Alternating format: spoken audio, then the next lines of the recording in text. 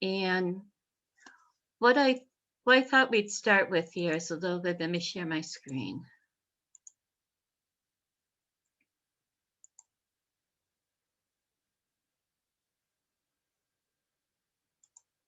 Here we go. So a little bit of the theme course is taken from the Sophia of Jesus. And I love how this one, how it begins. You know, after he rose from the dead, the 12 disciples and 7 women continued to be his followers and went to Galilee upon the mountain of divination and joy. And when they gathered together, they were perplexed about the underlying reality of the universe and the plan and the holy providence and the power of the authorities and about everything the Savior was doing with them in secret and holy plan. And I think that's as appropriate then as is now. So I want to start here with a little bit of a kind of a contemplative prayer / meditation. So you can either close your eyes or you can keep them open and read. It's from Walt Whitman's Song of the Road, found in his work, The Leaves of Grass.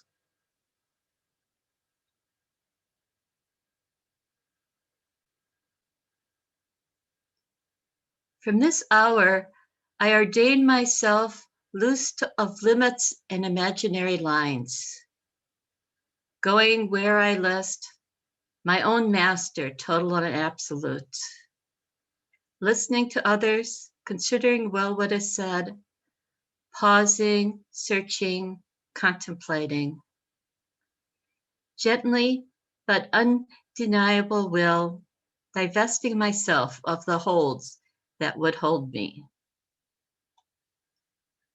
I inhale the great draughts of space. East and west are mine. The north and the south are mine. I am larger, better than thought. I did not know I held such goodness.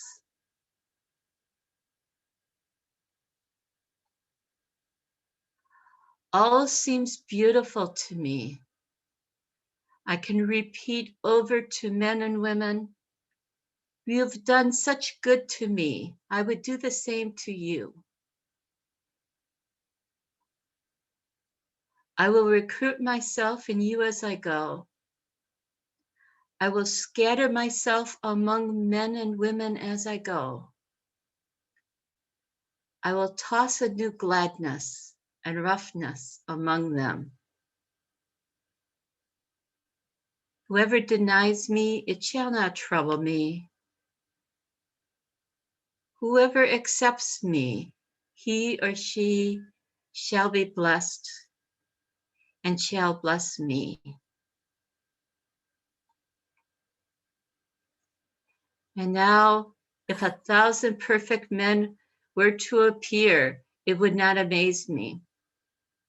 And now, if beautiful forms of women appeared, it would not astonish me.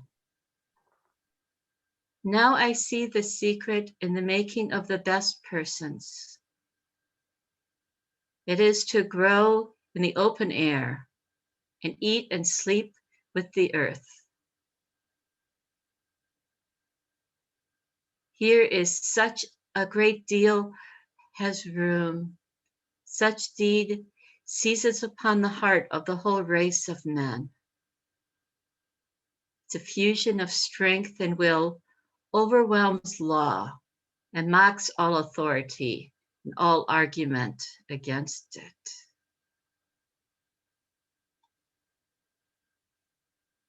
And here's a test of wisdom. Wisdom is not finally tested in schools. Wisdom cannot pass from one having it to another not having it. Wisdom is of the soul. It is not susceptible of proof. and is its own proof, and applies to all stages and objects and qualities, and is content, and is the certainty of reality and the morality of all things, and the excellence of things. Something there is afloat of the sight of things that provokes it out of the soul.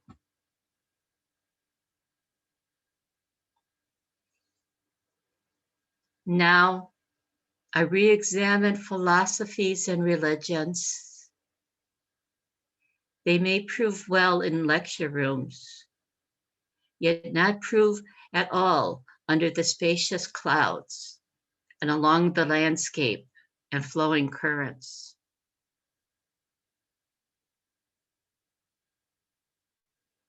Here is the realization. Here is a man tallied. He realizes here what he has in him: the past, the future, majesty, love. If they are vacant of you, you are vacant of them. Only the kernel of every object nourishes. Where is he who tears off the husks for you and me? Here is the efflux of the soul. The efflux of the soul comes from within, through embowered gates, ever-provoking questions. These yearnings, why are they? These thoughts in the darkness, why are they? Why are there men and women that while they are nigh me in the sunlight expands my blood? Why when they leave me do my pennants of joy sink flat and lank?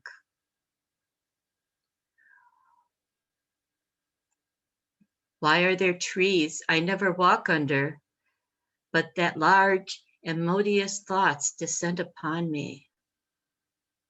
I think they hang there winter and summer on those trees and always drop fruit as I pass. What is it I interchange so suddenly with strangers? What with some driver as I ride on the seat at his side? What with some fisherman drawing his seine by the shore as I walk by and pause? What gives me to be free to a woman's or a man's goodwill? What gives them to be free to mine?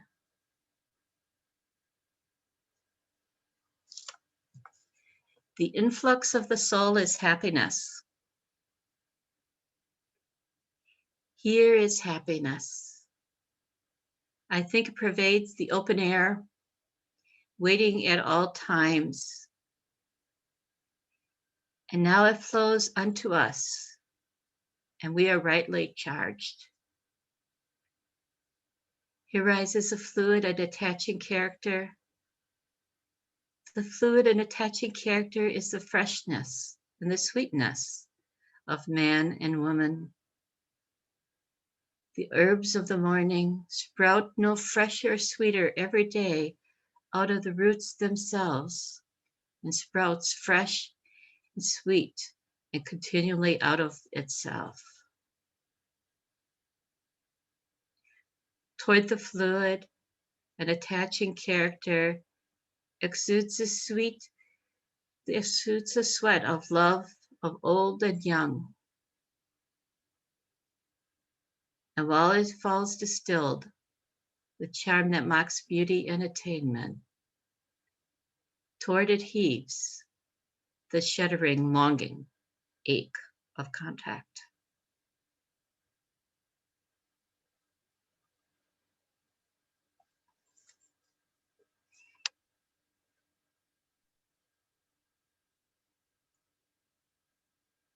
So that ends our... Great poem, Pam. Yeah, he's got some wonderful work.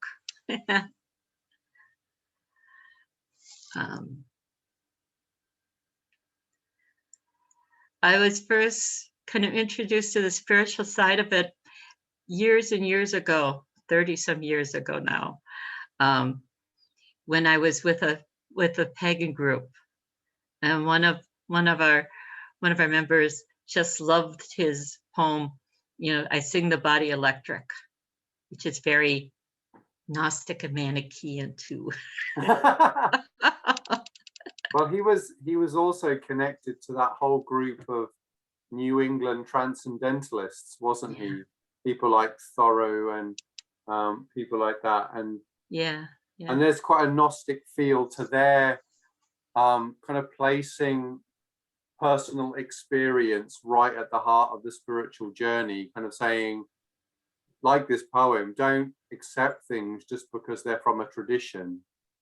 You need to find your own version and your own wisdom from it. Yeah, exactly. And all of those.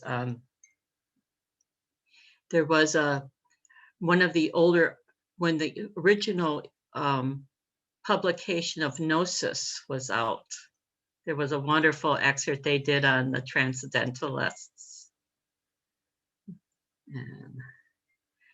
And of course, you have at that time, they're writing at the similar time where you've got a lot of the movement of some of the German Romantic poets, Novalis and Hölderlin were writing at that time. And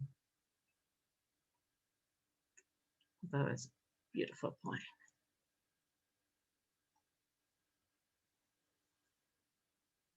So just thought we could go over, and I spelled Gnostics wrong again. I'm sorry, I guess I can't correct that at this point. It's the old joke, years ago I wasn't a Gnostic, now I is one. Yeah, I still occasionally spell psychology wrong, Pam, so it's just an occupational hazard when you write something too many times. I think so. We don't see it. We don't see it as it is. I was thinking about this the other day, because they say what makes a great artist is to be able to see things exactly as they are, without the sort of glamour or illusion of what you think is in their mind. And I was thinking about a similar thing when a person writes computer code. Part of the challenge is to see the logic as you've exactly written it out, instead of what you want it to do, and to be able to distance yourself from it. So a little bit of our thing. So a little bit of agenda, just our general sort of roundtable, and if we have any business. And then I thought we could launch into our discussion about psychogeography and such. Or the Sophia of Jesus, which is quite a wonderful text. So I was starting out, nothing's happening here with Newcastle, in our lockdown. However, we've talked about, I think this is something for everybody in the group. We talk about the official names. We're originally using the name that's used in the state, which is Église Gnostique Catholique Apostolique, and then just putting British Isles after that. There's as Neil had pointed out, and I'm going to follow up with Neil again at some point, there, having the word Catholic in there, even if you try to disguise it as French, is an issue in Northern Ireland. And unfortunately, it looks like things are heating up more in Northern Ireland. So one of the proposals, did this come from you, Steve? Things blend blend over to me. Right. One was to go back to the original name of the church, which was Eglise Gnostic Universale, which is a universal Gnostic church. And I suppose one could even get rid of the French if we're going to battle them. Wow, radical. We can always have Latin as a middle ground, you know, Ecclesia Gnostica Universalis, that would be, wouldn't it? Yes, that's right. Well, you know, well, hey, let's get with the 20th century. Let's have some English. But there's this group called World Teachers Trust, which is like a Alice Bailey theosophical group, but they do a lot more Raja Yoga.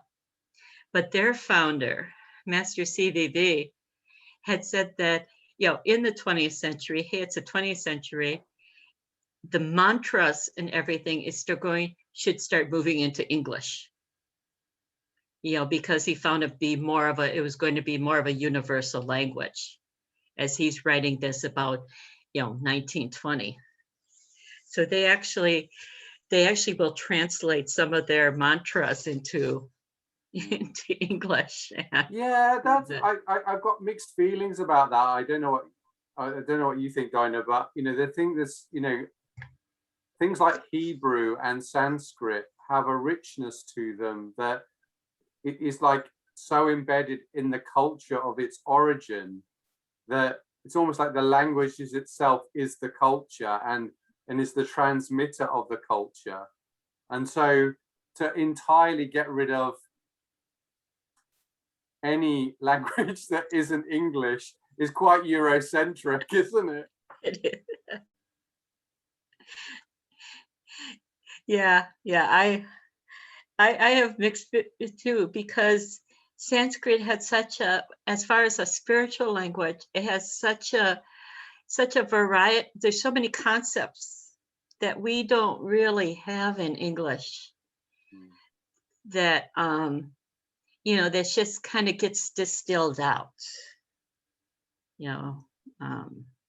But Pam, going back to your proposal, I like it a lot. I mean, I've got a bias here because, as you know, I'm interested in how Gnosticism has been manifested across all the world's spiritual traditions, not just like its more Christian form, and therefore to have that focus on the universal feels very comfortable to me. But I wouldn't want to presume that other people would be in agreement. But you know, I like that. Yeah, I like it. I like it too. When I was looking up to make sure I had the spelling right, because I'm constantly slaughtering the French. Yeah, it was interesting in the article I was reading, they had translated initially into English as the Universal Gnostic Church. Yeah. And I also think that given that there are a number of us here with like big interests in interspirituality, you know, that idea of the universal kind of captures some of that territory as well. Yeah. Yeah. So I think we're going to kind of let this set and kind of, you know, kind of poll everybody a little bit about this. Yeah. But I think it makes for a more true name. I also find the whole EGCA and with all of it a bit, the Église Gnostique Catholic Apostolique, a bit overwhelming. And part of my Protestant self also starts to just kind of, you know, kind of recoil at all the fluff. Yeah, it can feel a bit baroque, can't it? It can feel a bit overly Yeah, baroque raw. is the way. That's the way to put it. It's and of course, my bishop, he liked the baroque part of it. Yeah.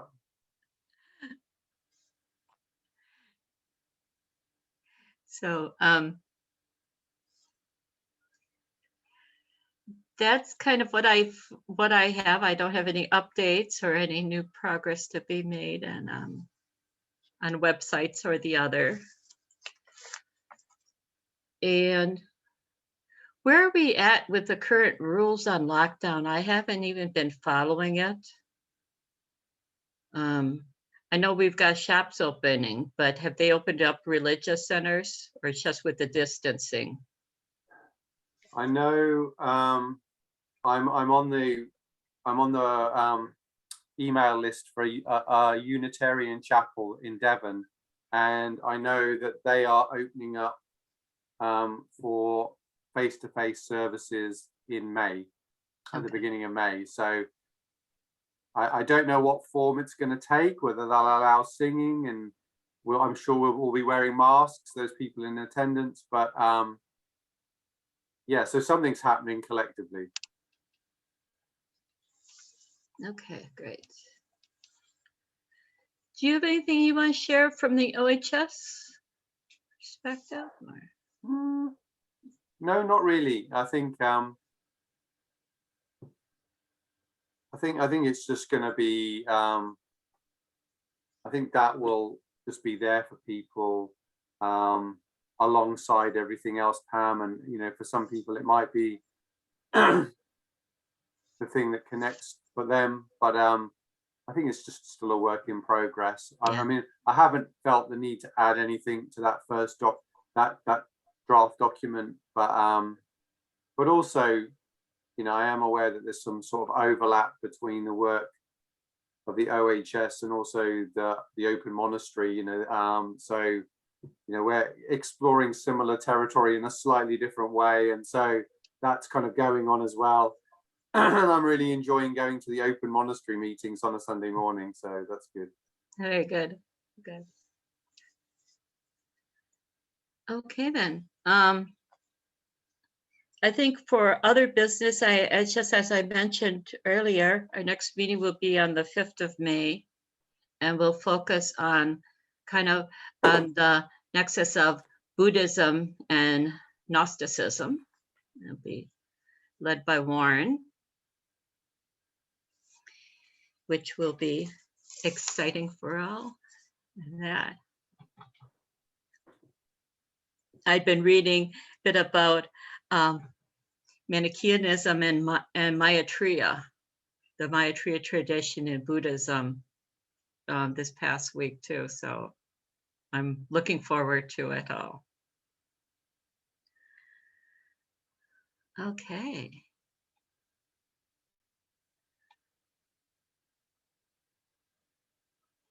So back to, we'll launch into our discussion then. About kind of sacred space and psychogeography and places and the whole sacredness of it. The term psychogeography is it's got a little bit of a headwind these days. And, to me, it kind of encompasses the whole sort of feeling with nature.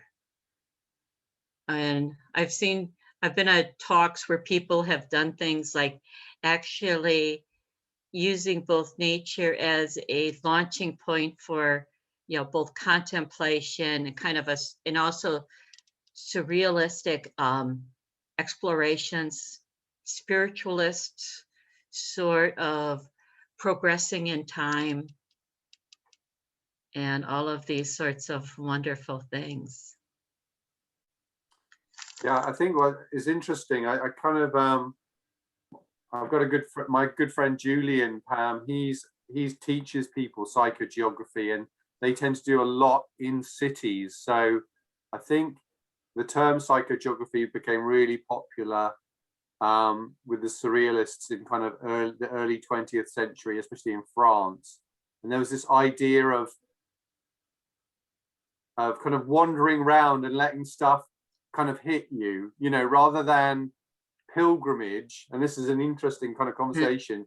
Whereas pilgrimage has got like a definite goal, where you're traveling towards like Mecca or wherever.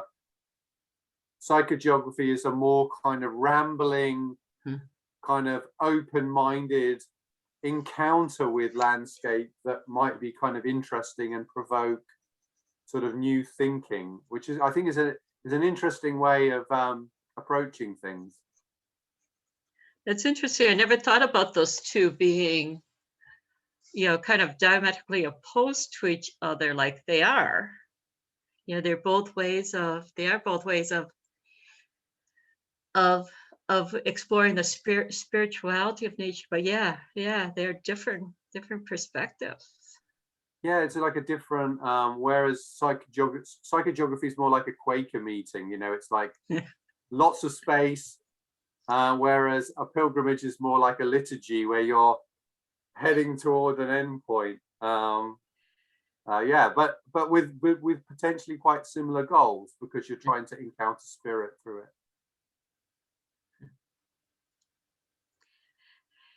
Yeah, I've got a friend who's very interested in the local pilgrimage places, the pilgrimage sites here, and one of the plans is, as things start to open up a little bit, or at least after everybody's had their shot, we've had our shots, to actually go and start walking through some of the local pilgrim sites here in up here in both Newcastle and Jarrow, South Shields and such. Since we're like here in the home of Bede and that. Because aren't you quite close to Lindisfarne as well, Pam? Yeah, we're about it's about 40 minutes from Lindisfarne. So we head up there. We head up that way very often, and then across from Lindisfarne, you get Duddle Stone Circle, which was the stone circle I showed in one of the pictures earlier. And then not far from Duddle is this wonderful site called St. Cuthbert's Cave. And it's a bit of a rock shelter, but there's also an area as you walk through toward the rock shelter of these two stones that are completely vertical, with the space between for like one person to pass. And as we've been up there, Robert's all the time like, well, we have to do, we have to do an initiation. Don't you want to do an initiation here? I was like, yes, it would be a great place to do an initiation. So all I could do is stop him and say, no, Warren's ordination, it can't happen there. I have to have priest ordinations have to have a lot of gear.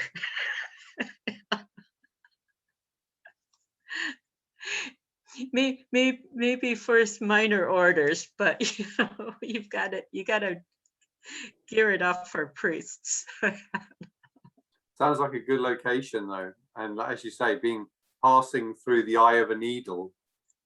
Yeah, it's so we've been discovering there's a lot of wonderful sites up here in Northumberland here, and of course we're right along Hadrian's Wall up here too, so it's more than enough.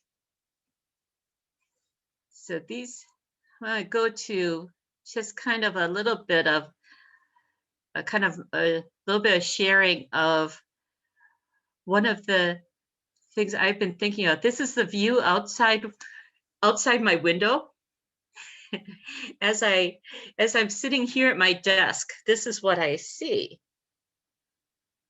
And these cranes have just kind of appeared over the past month. I don't know what they're building, but I've been watching them like animals up there. And it occurred to me as I was thinking about this whole program and structures that this is almost a bit of a kind of a metaphor for me right now.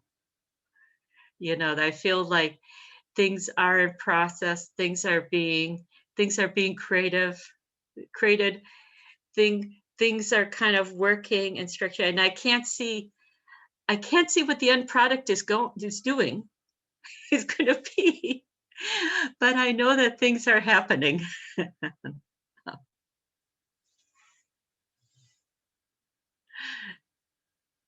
So that's, yeah, and we've also been looking at trying to find, I don't have a picture of this little grove we found locally that we've been trying to claim as our spiritual place. We've been there for full new moons and for the equinox, and it's a wonderful little place. It's easy to get to, but it's very isolated in this group of old oaks.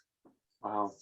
And it has a nice view of the sunrise for equinox too. Sounds very druidic, Pam. It is very druidic, and we actually do go, before the lockdown, we would go over to a physics garden called Dilston Park, which is near Hexham, not far from the Wall. And it's a wonderful little kind of herbal research garden place with all these plants and everything. But the local Druid group holds their ceremonies there. So when they do public ceremonies for both the equinoxes, solstice, and then the quarter days. So it's, yeah, we've been sort of inspired by the Druids to go in and do these things. I go back to here. And I know you had some sharing, Dinah. Yeah.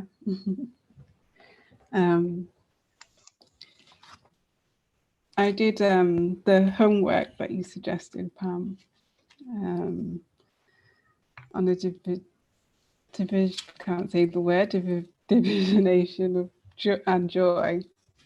And yeah, I just spent some time thinking that what that might be. So I got creative, and I drawn a picture.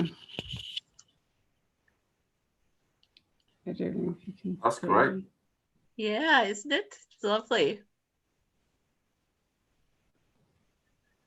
And most of my drawings are dead intuitive, so I haven't got a clue what I'm doing.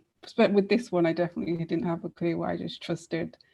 And it's difficult sometimes because you know, like you said, we've mentioned earlier, you know, it's you just accepting it for what it is, and allowing to whatever to emerge. So, and from the drawing, a poem emerged. So I'll just read the poem. Yeah. Thank you. Resting on the mountain rock, watching the beloved sea, her mystery, divine, oracle, lights her vibrations and tunes her well, to meditate in joy and have patience in joy, resting on the rock, watching the beloved sea. Lovely. Yeah, thank you.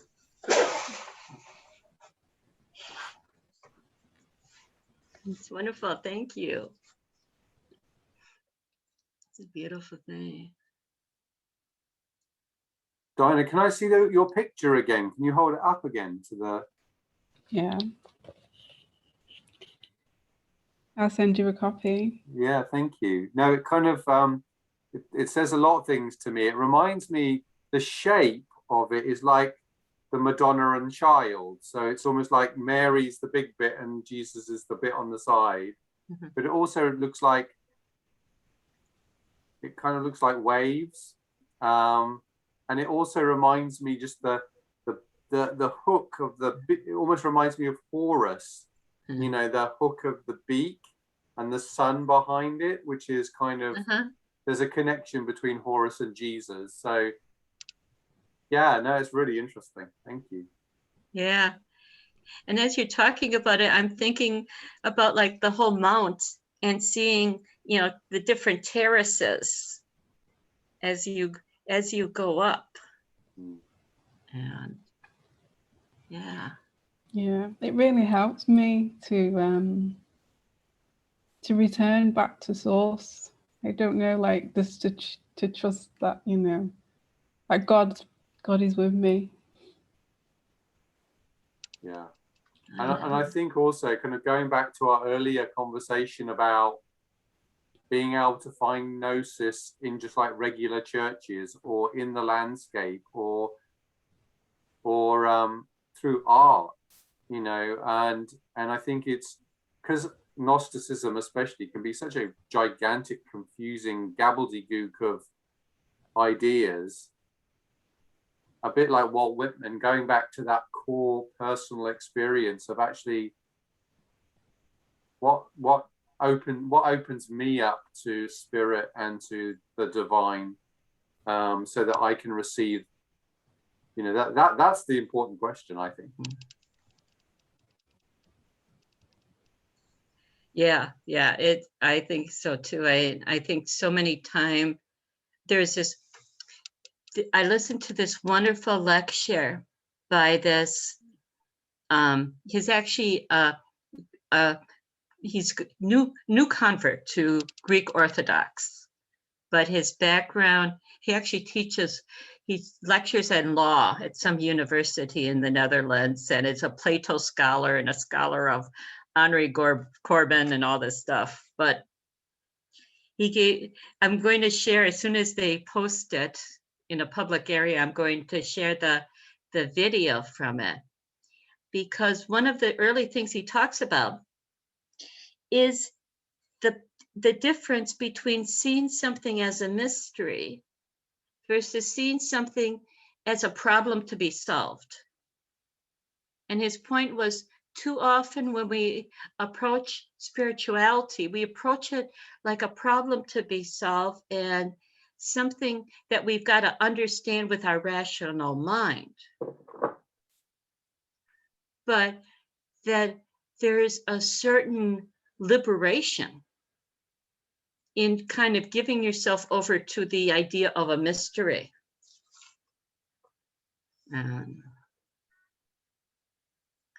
Yeah, I think one of the things that we probably hear my cat meowing in the background.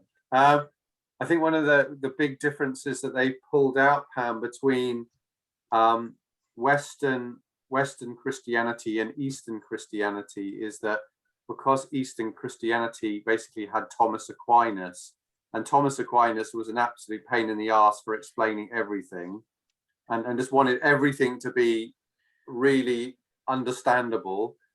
But in Eastern Christianity, there's this big emphasis on mystery, and that actually we can't know God fully. We can only experience God, and I think that's a really interesting difference. Yeah, I think that's to me, it's an important point. I think one of the things that started to draw me into mysticism and eventually into Gnosticism early on was in church. One of the readings that would come up, you know, the Lutheran Church follows a cycle similar to the Church of England, where they have like a cycle of like 3 different years, and every third year, particular stories would come up. And the one that always got me was the reading from the Acts of the Apostles, where Paul goes in to Athens and he sees the altar to the unknown God. Now he uses it as a marketing tool to say, oh, you already knew that God was unknown. I know this is who your unknown God is. But I think I understood it at a much deeper level than the superficial answer of Paul and the superficial, well, teachers were of two minds. Sometimes you would get the superficial answer of like, oh, he's talking about Jesus. And then you would get other Sunday school teachers and adults who would say, no, this is because God himself is unknowable. You know, it's bigger than we can ever imagine. And I think that's what really, I spent a lot of time, you know, thinking about that as a youngster. It's really interesting though as well that you've got that reference to Mount Carmel on there, and you know the story of Elijah in, I think it's the Book of Kings, where you know he's in a cave and a storm comes past, and it says God wasn't in the storm, and then it says, you know, the fire comes past and God wasn't in the fire, and then it says he heard a still small voice, and it's in that silence that, you know, he connected with God. So it's not like all the big stuff, it's the quiet stuff. Yeah. Yeah, the whole Mount Carmel reference, and that's lovely. I have to go back and look at that again. I remember that. I was thinking of Mount Carmel. It shows up very heavily in the Carmelite. You know, that's why they're called Carmelites. But the Carmelite tradition, where they reference Mount Carmel as that place high up where you're close to meeting God. And they actually see Elijah as having been the founder, the pre-Christ founder of the order.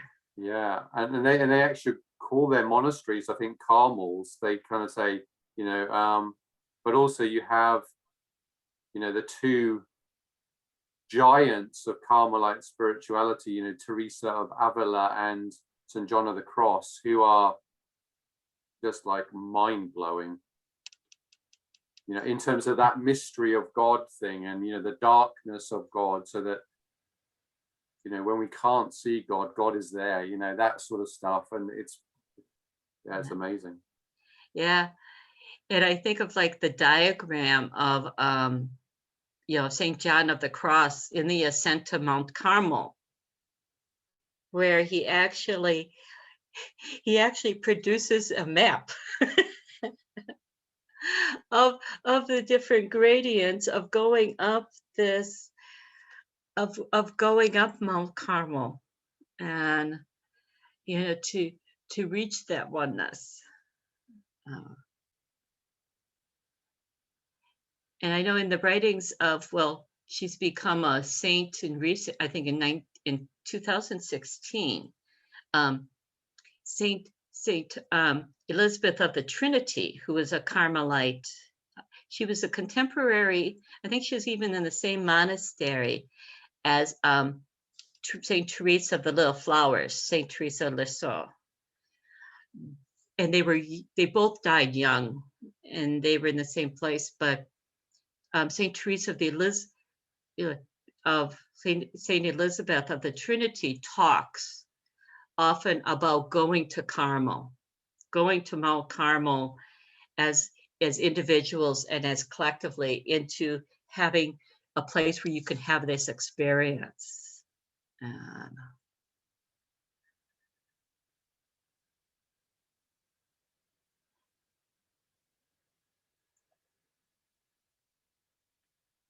So think about like some of these, you know, and of course, whether it's the Mount of Divination and Joy, Mount of, you know, Carmel, or even like the Transfiguration of this idea of seeing if we can kind of, you know, identify air, you know, we can use the places around us in some of this exploration. And I was doing some writing recently on pilgrimage for a book I'm writing, and one of there's some interesting studies about what happens. So have you heard of eye movement desensitization reprogramming. It's called EMDR. It's a therapy for processing trauma. Yeah, they were trying to do that with Jeremy. Okay, well, it involves Jeremy's my estranged husband. Big underline the estranged part of that. Yeah. Well, in EMDR, they use bilateral movement of a light or a hand or tapping to, as you're talking about a traumatic event, it allows, they don't really know why, but it allows the reprocessing trauma and a way of moving through it and getting to a different place about it. And one of the things that's interesting is beginning to do some studies about walking therapy and pilgrimage. And they're saying that bilateral movement, like walking or running, because often I'm a bit of a runner occasionally. And if I've got a problem that I don't know how to solve, often if I go for a walk or a run, by the end of it, I know what I'm going to do. I don't know why I know what I'm going to do, but it's almost like the movement, the bilateral movement, has allowed the processing of, it allows a different kind of problem solving. And I was wondering, I was thinking about your mountain of divination and joy. So actually climbing up the mountain, suddenly my answers come because that movement maybe has happened. Yeah. Yeah.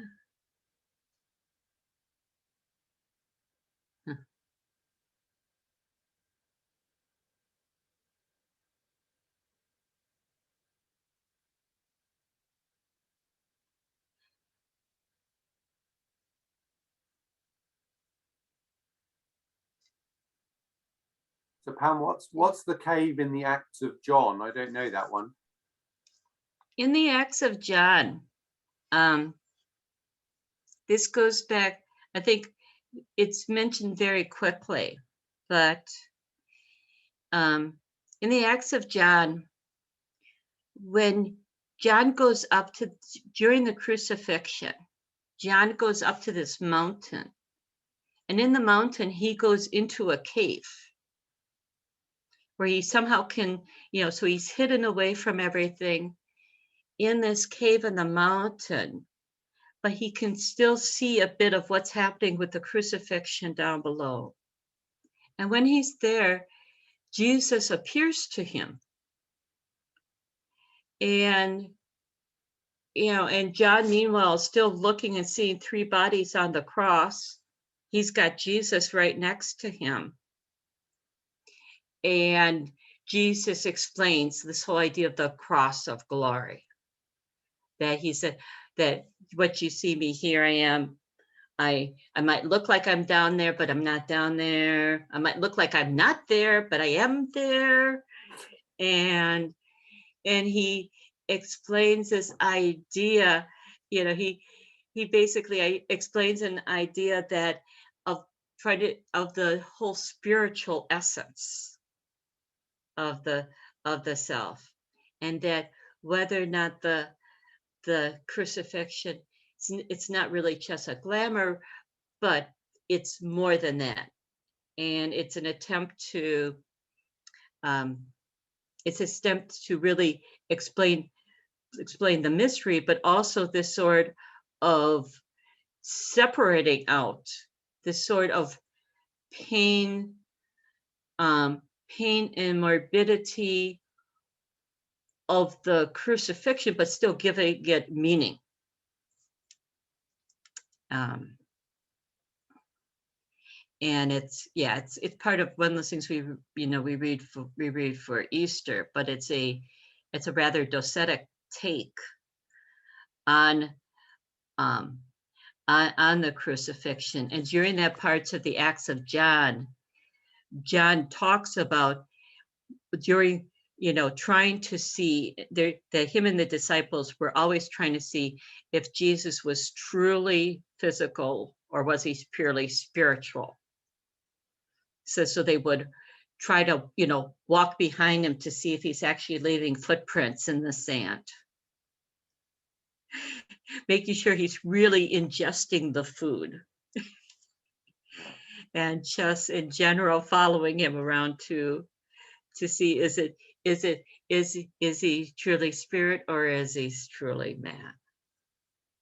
And there's a funny part, and it's actually, there's parts of it that are rather humorous because Jesus catches them trying to see if he's sleeping, if he's really asleep or just pretending with closing his eyes.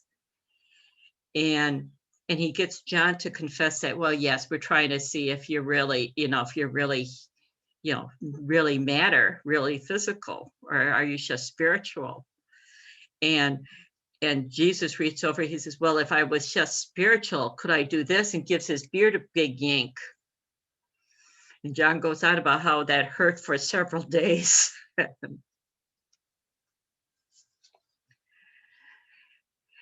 So, of course, the readers of the Acts of John would have known about Plato, and Plato's cave would have been a bit natural to them. So I think that's why John is in a cave while, as well as being on the mountain. So he's high up, but he's not fully realizing what's going on, hence the cave.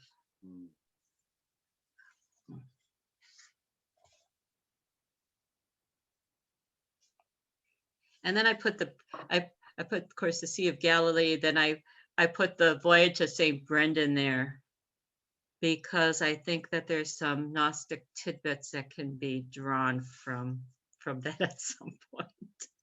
Well, it's also that interesting idea. I don't know what other people think, but that idea of kind of the energetic sense of when you have a number of different elements meeting. So the meeting point between earth and sea, and the meeting point between earth, sea, and air often are points where, people talk about going to the seaside, don't they, and feeling that they've kind of been refreshed, or it's blown out the cobwebs or something, or walking on the hills. Yeah, it's interesting about that.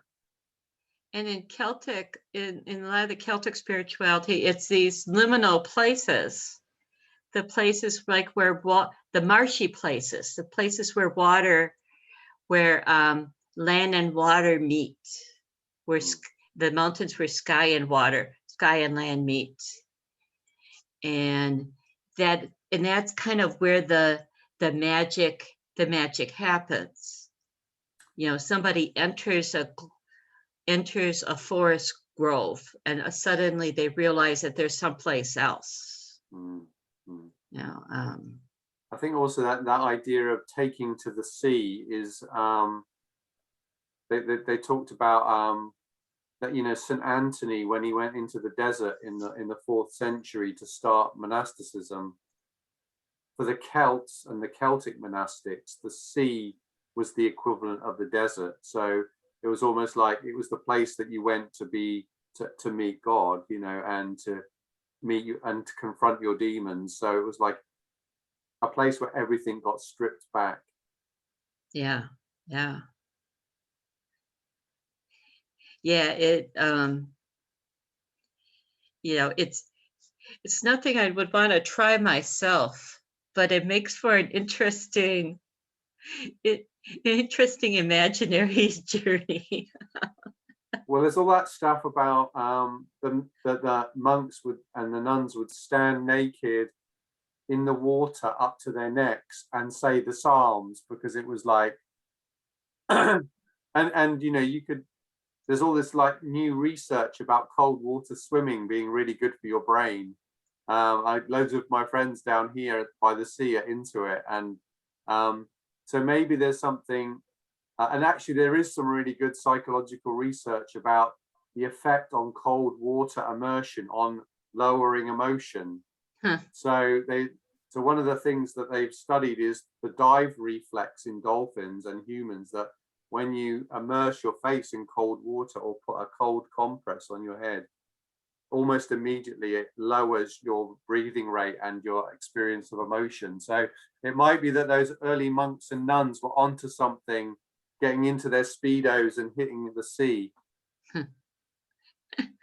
That is interesting.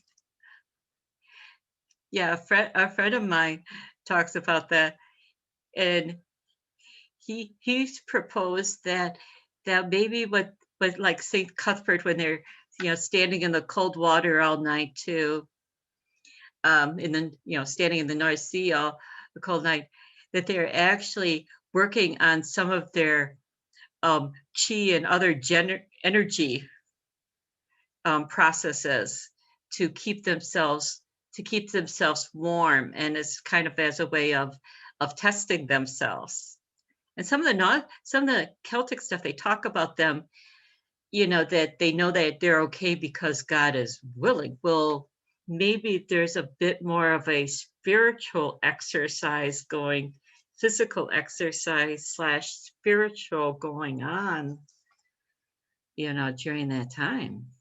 Yeah, it's a bit like that, the Tibetan Buddhist monks who soak their robe in cold water and then put it on, and then the test of their energy flow is drying out the robe while it's on them. So you wonder if there's some kind of Kriya yoga thing going on there. Yeah. And of course, the thing is that we really don't know about these practices, either with the early Christians or in these Celtic societies or among Druids, of and it makes sense that that these ideas or that these things would have been happening, and that there are other sort of powers being that are just kind of hidden in the little bit of stories that have been handed down. Starting to sound rather Simon Magus, ain't I?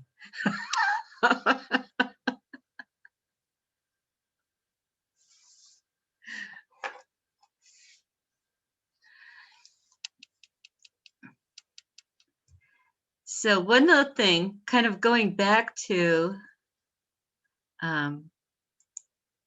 go back to the beginning. Oops.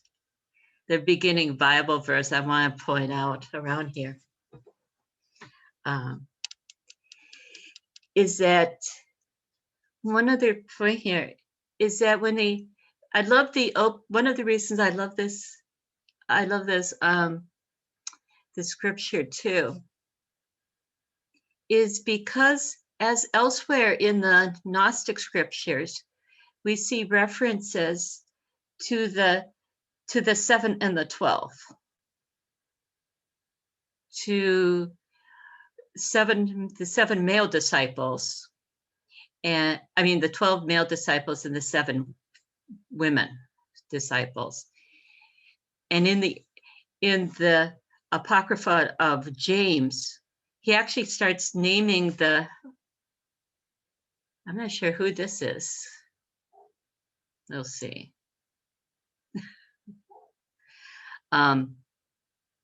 It might be one of Robert's science friends. If they are, they'll be shocked. But anyway, in the Apocrypha of James, they actually start naming the 7 women, but the text gets broken off. So you don't get to see about who these 7 are. And of course, metaphysically, it makes sense that you have got that women, the Latin word for women, mater and, mater and mater, very close. So you've got 7 forms, just like we got 7 planets, and then 12 zodiac, 12. So 12 manifestations in the 7 forms. But there was a while where I, started to pull together some sort of project and investigate, who the 7 women were. Because in James it lists Mary Magdalene, of course, and Salome, and Martha. And then it lists a woman who's never mentioned any other place. So if you ever see her name, Yeah, let me know. But the name is Eris Noe, which from what I've seen is an Egyptian name. And she's listed as part of these seven. So the question is then, okay, who are these other three? You know, if you've got Martha, do you have, is there, you know, is there the Mary that's associated with Martha, sometimes referred to as Mary of Bethany? You know, so you've got because you have these brothers and sisters, you know, Mary, you know, Martha and Mary and Lazarus. So is this Mary a different, you know, I tend to think that she's different than Mary Magdalene, simply because the little bit you hear of personality wise, that she's, you know, maybe not as forceful as Mary Magdalene. So I tend to think that she's another Mary. And then you've got others who get named like, you know, in like Luke of Susanna, and, you know, and a few other, whether Drusiana would be in it or whatever. So I like this as it contemplates that. And then but that you would have everybody getting together, just kind of talking about what are the states of everything, just like we do nowadays.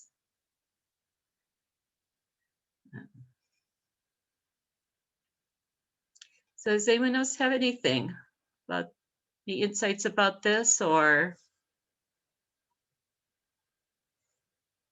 back to anything with our psychogeography?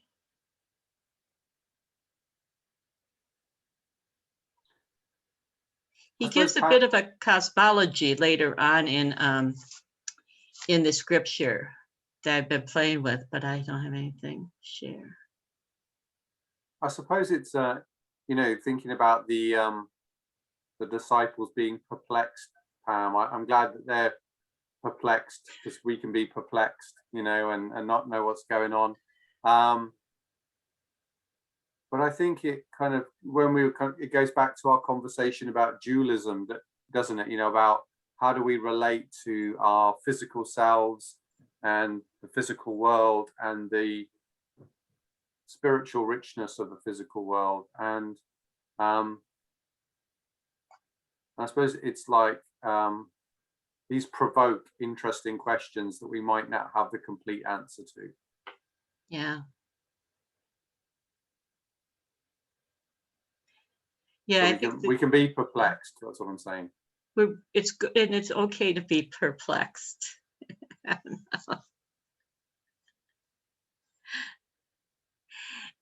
And I love this sentence because it includes almost everything, doesn't it? The underlying reality of the universe, the plan, holy providence. And I like this about what the Savior is doing with them in the secret. So it's like, okay, well, yeah, what is my role in this whole thing too? Yeah, it's no wonder that they needed to go to the mountain of divination and joy with all of that stuff on their minds. They needed a bit. They needed a bit of a walk. They need to walk it off. Walk it out. Get away from it all. And okay.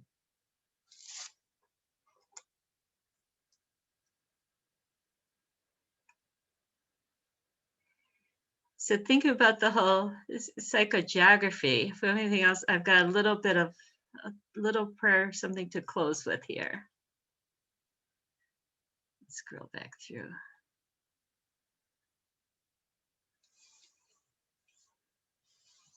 And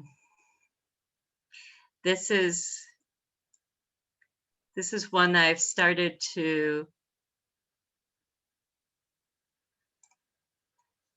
this is one of the ones that I do almost every day, sometimes multiple times a day.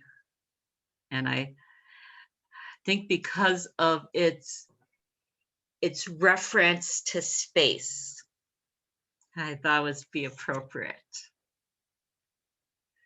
So maybe we could close with this.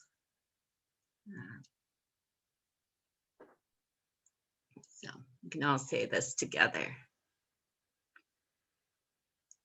Protect us Yes, with joy joy forever. Protect us with joy forever. Protect us with joy forever. East light, south power, west wisdom, north purity, center immeasurable. We praise the third envoy.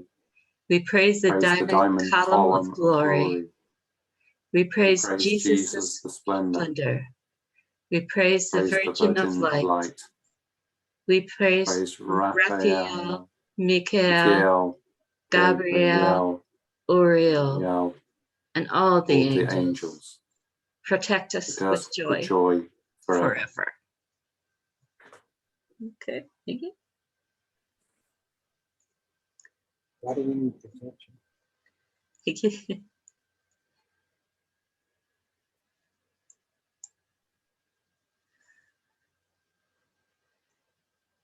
All right. Thanks, everyone. See you soon. See you soon. Take Bye-bye. care. Thank you, everyone. Bye-bye. Bye. Bye. Bye. Bye.